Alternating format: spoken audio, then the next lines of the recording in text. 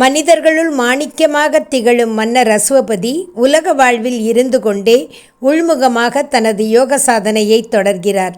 எல்லோருடனும் இருந்து கொண்டு ஒரு நாட்டின் நிர்வாகப் பொறுப்பையும் குறைவில்லாமல் நிறைவேற்றி கொண்டு மனத்தளவில் தனிமை தவத்தை ஏற்கிறார். வாழ்வை துறக்கவில்லை, வாழ்வில் இருந்து கொண்டே யோக சாதனையை மேற்கொள்கிறார். இறைவன் கொடுத்த வரத்தாலும் அதை நல்ல பாத்திரமாக இருந்து ஏற்றுக்கொண்ட தகைமையாலும் மன்னர் அஸ்வபதி மானுட உருவில் இருந்தபோதும் கடவுளர்களுக்கு இணையான ஆற்றல்களை பெறுகிறார். ஆன்ம விடுதலை பெற்ற மன்னர் அஸ்வபதியின் வாழ்நாட்கள் தன்னந்தனியாக தன்னிகரற்று விளங்கி பொன்னொளி வீசி பிரகாசிக்கும் சூரியனைப் போன்று மகத்துவம் வாய்ந்தவைகளாக திகழ்கின்றன. வாழ்வில் இருந்தவாறே ஆன்ம விடுதலையை பெற முடியும் என்பதை மன்னர் அஸ்வபதியின் யோக சாதனை மூலமாக பகவான் இங்கு நமக்கு தெளிவுபடுத்துகிறார்.